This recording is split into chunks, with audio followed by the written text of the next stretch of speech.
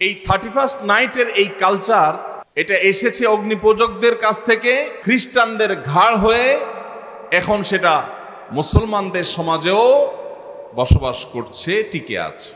31st নাইটের যে culture এবং সংস্কৃতি, এই সংস্কৃতির মূল থিমটা হলো সেই অগ্নিপূজকদের থিম, অর্থাৎ বছরের প্রথম মুহূর্ত, এই সময়টাকে যখনই রাত 12টা 1 মিনিট হবে 31শে ডিসেম্বর, 31st নাইট, 31 ডিসেম্বর রাত 12টা পার হয়ে যখন 12টা 1 হয়ে যাবে, তখনই সব পটকা ফুটিয়ে, আতশবাজি করে, ফানুস উড়িয়ে, হই হুল্লোড় করে, গান বাজনা করে, উৎসব করে, ফুর্তি করে এই মুহূর্তকে কাটিয়ে তারা সারা বছর ভালো থাকতে চায়, উৎসবে থাকতে চায়, খুশিতে থাকতে চায়।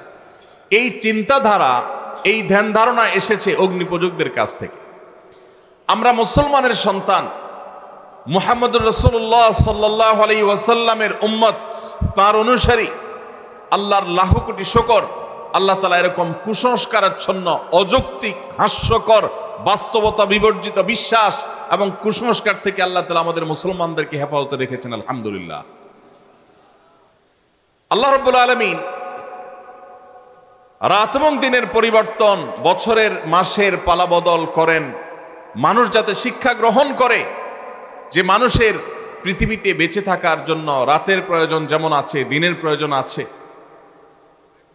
ঋতুর পরিবর্তনের প্রয়োজন আছে।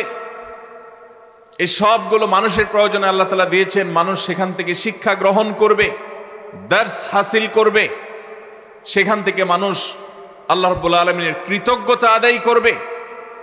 এই জন্য আল্লাহ তাআলা এগুলো দিয়েছে। আল্লাহ তাআলা বছরের পালাবদল এই জন্য দেননি যে মানুষ সেটাকে ফুর্তি করবে, উৎসব করবে, উৎসব এবং ফুর্তি করে কাটাবে। ভাইরা আমার, সবচেয়ে দুর্ভাগ্যের ব্যাপার, সবচেয়ে হাস্যকর ব্যাপার হলো আজকের পৃথিবীতে যারা নিজেদেরকে বিজ্ঞান মনস্ক দাবি করে, যে মানুষগুলো নিজেদেরকে বিজ্ঞান এর অনুসারী মনে করে, সেই মানুষগুলো সেই হাজার হাজার বছর আগের অগ্নিপূজকদের সেই হাস্যকর এবং মিথ্যা, বাস্তবতা বিবর্জিত বিশ্বাসকে তারা ধারণ করে আছে। বছরের প্রথম মুহূর্তকে আনন্দ উৎসব করে, হই হুল্লোড় করে, ফুর্তি করে, আতশবাজি করে, ফানুস উড়িয়ে কাটালে যদি মানুষ ভালো থাকে, সারা বছরটা যদি ভালো যায়, তাহলে প্রতিদিন সকালে, নতুন দিনের ভোরে, নতুন মাসের শুরুতে, নতুন সপ্তাহের শুরুতে, যে কোনো নতুন কিছুর শুরুতে মানুষ এভাবে ভালো উৎসব করে, ফুর্তি করে, আনন্দ করে, হই হুল্লোড় করে কাটিয়ে তারা সারা মাস, সারা সপ্তাহ ভালো থাকতে পারত।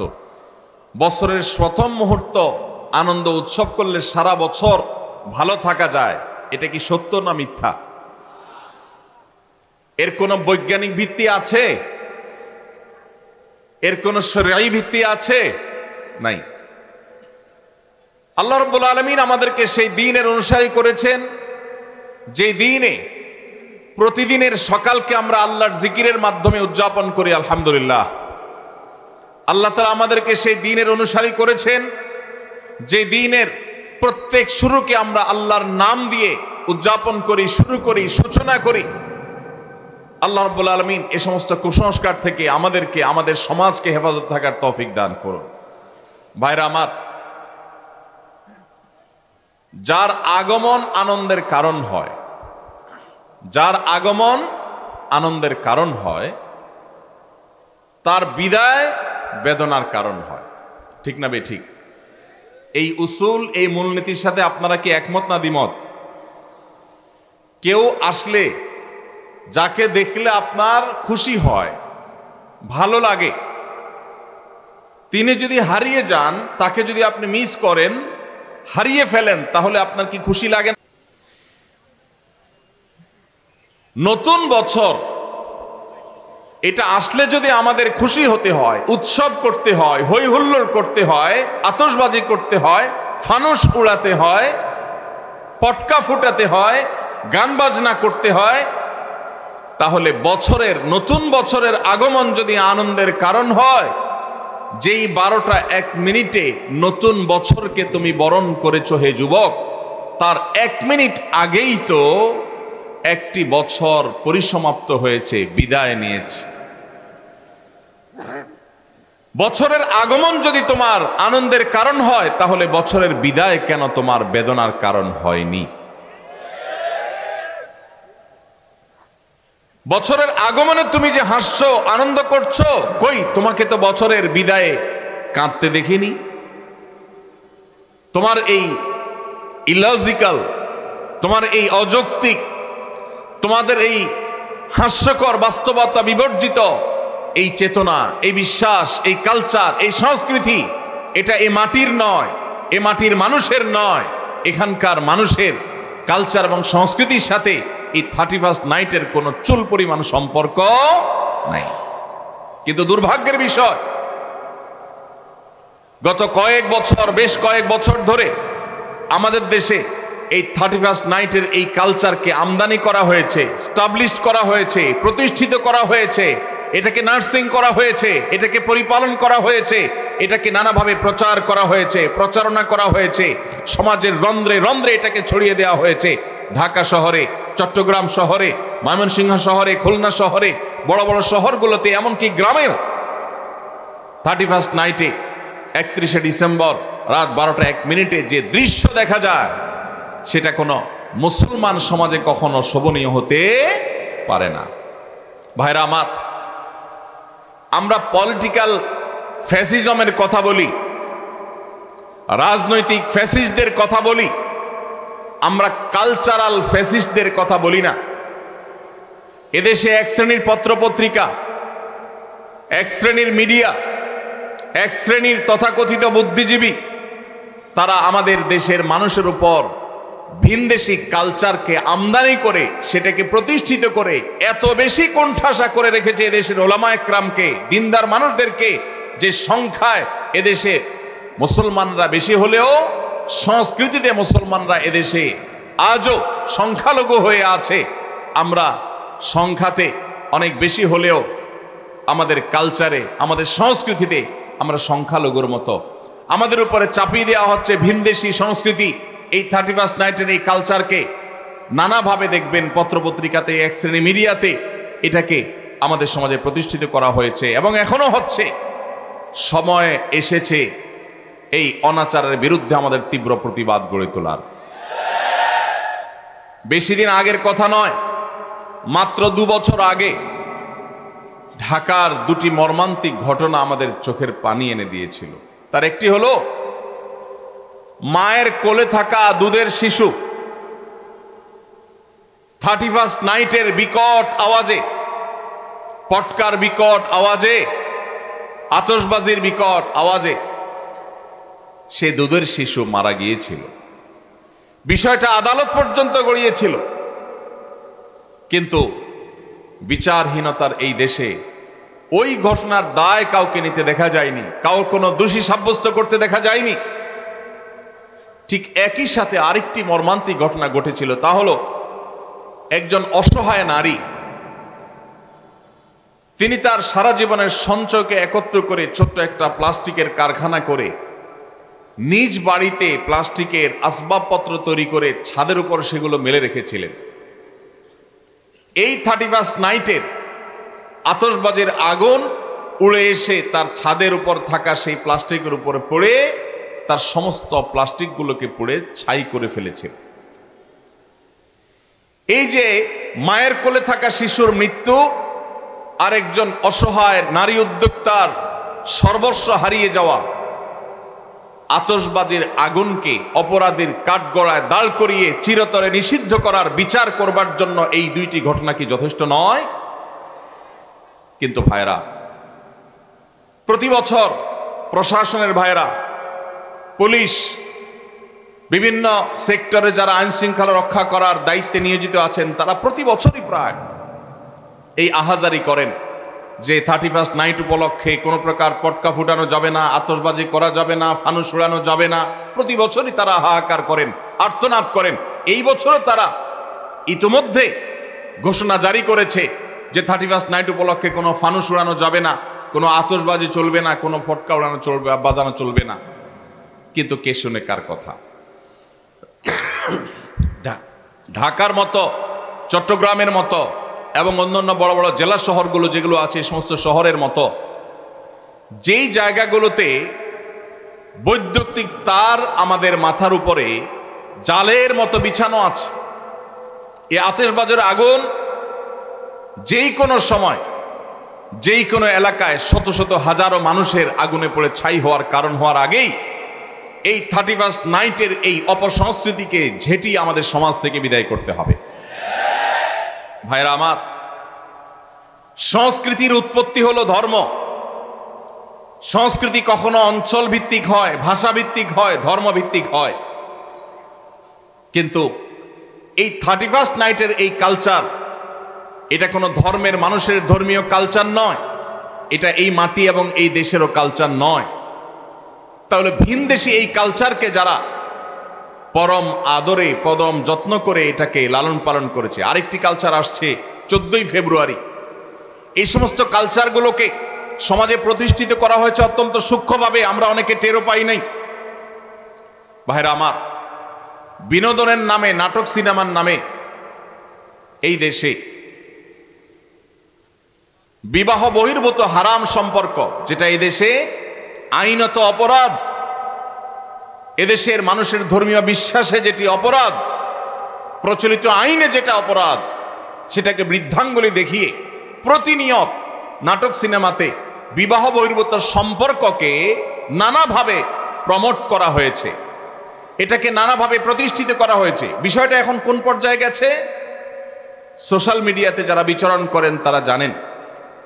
বিষয়টাকে এমন পর্যায়ে নিয়ে যাওয়া হয়েছে যে আজকের ছেলেমেয়েরা, মুসলমানের সন্তানরা বফ গফ, বয়ফ্রেন্ড গার্লফ্রেন্ড বলে পরিচয় দিতে ন্যূনতম কোনো হেজিটেশন, ন্যূনতম কোনো অস্বস্তি বা ন্যূনতম কোনো লজ্জা বা কুণ্ঠাবোধ করে না। স্বামী স্ত্রী পরিচয় দেওয়াটা মানুষের জন্য যেমন স্বাভাবিক ব্যাপার, তার চাইতেও বেশি স্বাভাবিক হয়ে গেছে এখন এই তথাকথিত বফ গফ এই পরিচয় দেওয়াটা। এই জিনিসটা এমনি এমনি হয়ে যায় নাই। এই সমাজের শত্রুরা যারা কিছু হলে বিদেশে পাড়ি জমাবে, সরকারের ঊর্ধ্বতন কর্তৃপক্ষের সাথে বসা এক বৈঠকে বলেছিলাম, দেখেন ভাই, কিছু হলে অনেকে চলে যাবে ভারতে, অনেকে চলে যাবে আমেরিকায়, আমরা হুজুররা এদেশের মাটি ছেড়ে কোথাও যাব না ইনশাআল্লাহ। আপনারা কেউ ভারতে যাবেন, কেউ আমেরিকায় যাবেন, কেউ ইংল্যান্ডে যাবেন, কেউ ইউরোপে যাবেন, আপনাদেরকে ওয়েলকাম গোটা পৃথিবী করবে, আমাদেরকে কেউই ওয়েলকাম করবে না। কেউ তো করবে না, এমনকি সৌদি বা মিডল ইস্টও আমাদেরকে ওয়েলকাম করবে না। আর ওয়েলকাম করুক বা না করুক, এই মাটি ছেড়ে এদেশের মুসলমানরা পৃথিবীর কোথাও যাবে না। এই মাটিকে নষ্ট করতে আপনাদেরকে দেওয়া হবে না। আপনারা এই মাটি নষ্ট করবেন, করে এরপরে বিদেশে পাড়ি জমাবেন, এই দেশকে লুট করে নিয়ে চলে যাবেন, এরপরে বিদেশে গিয়ে স্বামী সন্তান নিয়ে বেঁচে থাকবেন। এটা আমরা মুসলমানরা ইনশাল্লাহ হতে দেব না। আমাদের এই সমাজকে নষ্ট করে সেখানে যুবকদেরকে চরিত্রহীন করে তাদের কাছে জেনা বেবিচারকে ডালভাত করে দেওয়ার জন্য এদেশের যে সমস্ত নাটক সিনেমাগুলোর দায় আছে, বিবাহ বহির্ভূত সম্পর্কের কারণে যত বাবা মার অবাধ্যতার ঘটনা ঘটেছে, যত অসামাজিক কার্যকলাপ হয়েছে, যত ভ্রূণ হত্যা হয়েছে, যত গর্ভপাত, অবৈধ গর্ভপাতের ঘটনা ঘটেছে, যত আত্মহত্যার ঘটনা ঘটেছে, যত শিক্ষার্থীর শিক্ষা জীবন ধ্বংস হয়েছে, ক্যারিয়ার ধ্বংস হয়েছে, তার সবগুলোর জন্য এই দেশে এই বিবাহ বহির্ভূত সম্পর্ককে নাটক সিনেমার নামে, নোবেল উপন্যাসের নামে যারা প্রতিষ্ঠিত করেছে, তারা এই সমস্ত অপরাধগুলোর জন্য দায়ী এবং তাদের বিচার হওয়া উচিত। আজ আমার মুসলমানের সন্তান, আমার যুবক ভাই, সে তার হারাম সম্পর্ক আছে কোনো মেয়ের সাথে, সে পরিচয় দিতে তার ন্যূনতম কুণ্ঠা হয় না। এক সময় কুণ্ঠা হতো, এর দায় আরেকটি জায়গায় গিয়ে পড়ে, সেটা হলো শিক্ষার নামে পাঠ্যপুস্তকের মধ্যে বিবাহ বহির্ভূত সম্পর্ককে স্বাভাবিকরণের একটা প্রচেষ্টা গত কয়েক বছর ধরে চলে আসছে। এটা নিয়ে আমরা কাজ করেছি। বছর দুয়েক আগে একবার সরকারের একটা এজেন্সির সাথে একটা দীর্ঘ বৈঠক হয়েছিল আমার এ বিষয়ে।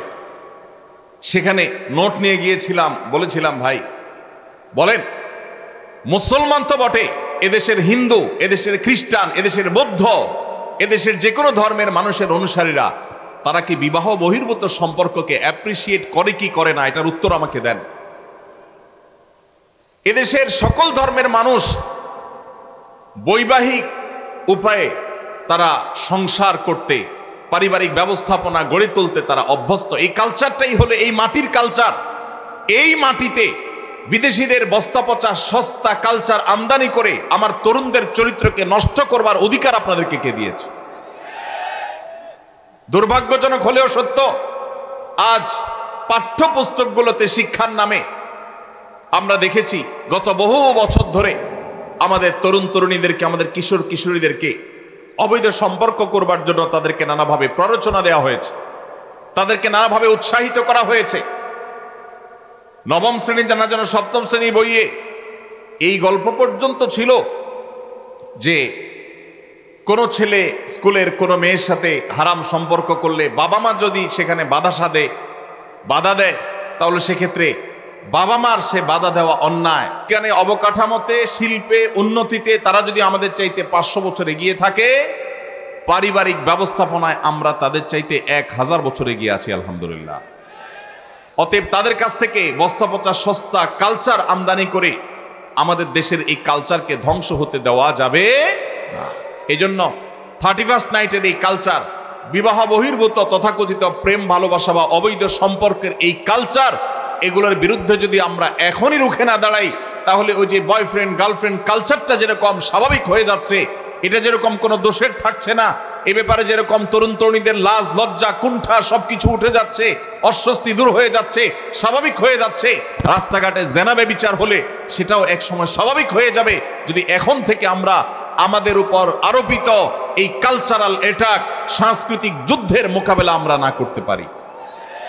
ভাইরা আমার, সেজন্য আপনারা যারা ওয়াজ মাহফিলে এসেছেন, আপনারা বেশিরভাগ মানুষ 31st নাইটের ফানুস উড়াবেন না আমি জানি, আপনারা বেশিরভাগ মানুষ 31st নাইট উদযাপন করবেন না আমি জানি।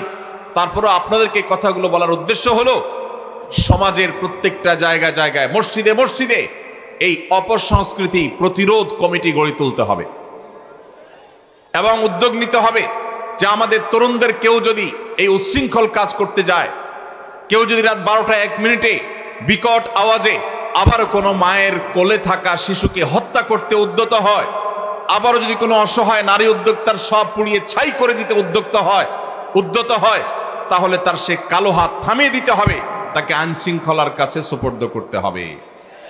ভাইরা আমার, এখানে আমার অনেক স্কুল কলেজের অনেক বন্ধুরা আছেন, অনেক তরুণরা আছেন। আপনাদের প্রতি আমার একান্ত অনুরোধ, আপনি একজন মুসলমান, আপনি একজন বাংলাদেশী, বাংলাদেশের মানুষের এই মাটির কিছু সংস্কৃতি আছে। মুসলমান হিসাবে আপনার কিছু সংস্কৃতি আছে। মনে রাখবেন, যে কোনো জাতির আত্মপরিচয়, তাদের আইডেন্টিটি, এটা তাদের সংস্কৃতির মধ্য দিয়ে টিকে থাকে। যে জাতি অন্যদের সংস্কৃতিতে হারিয়ে যায়, তাদের আত্মপরিচয় আর থাকে না, একসময় তারা বিলীন হয়ে যায়, হারিয়ে যায়।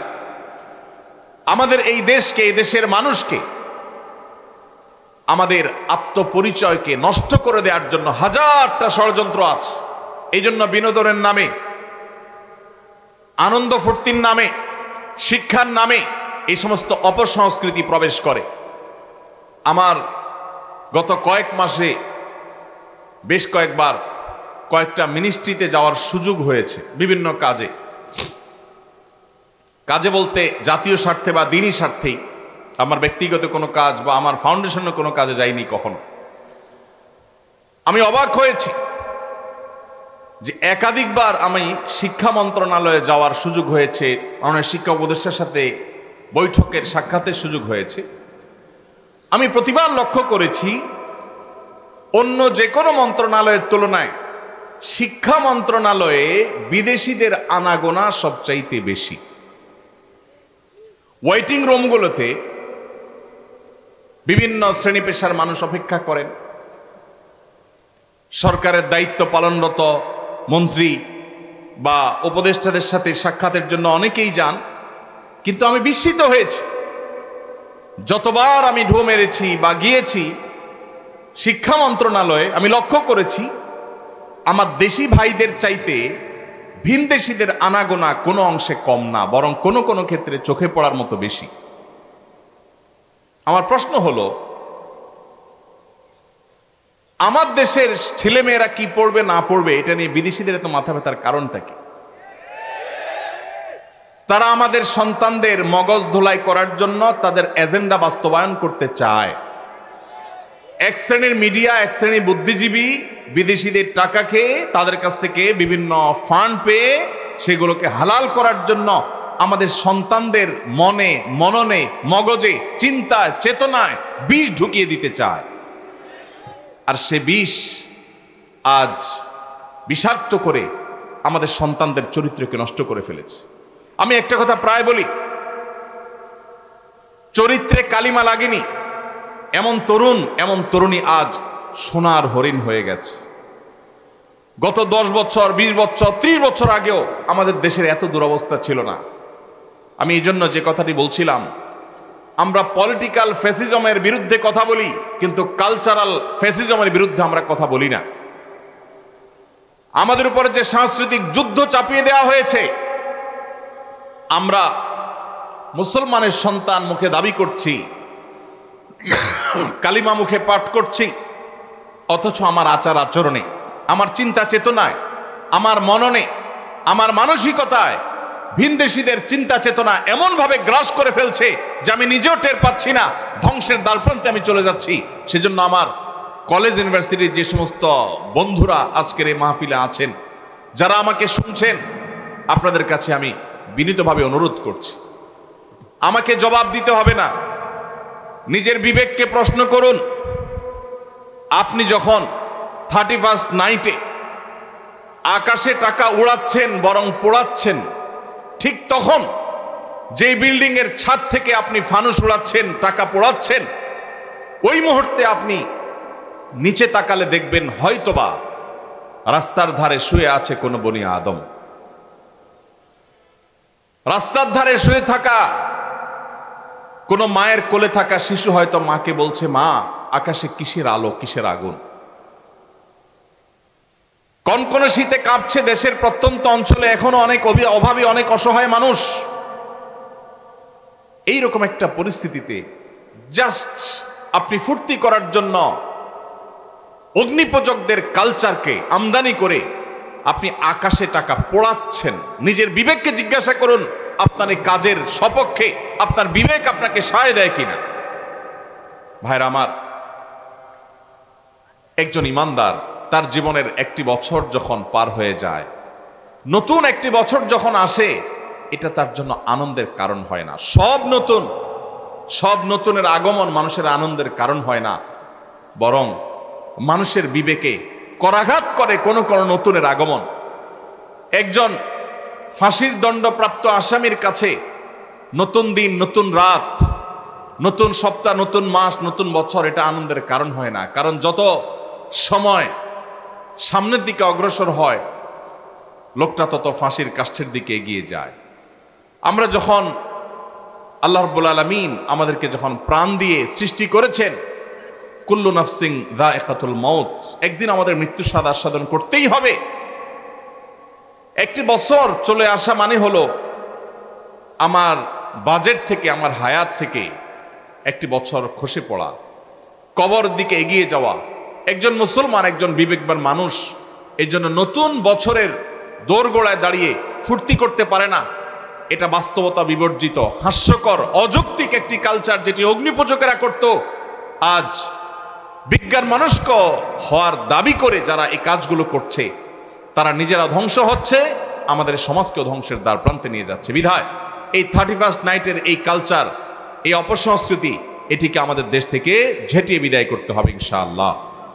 ভাইরা আমার, প্রতি বছর আমাদের দেশে শহরের যে সমস্ত 5 স্টার হোটেলগুলো আছে,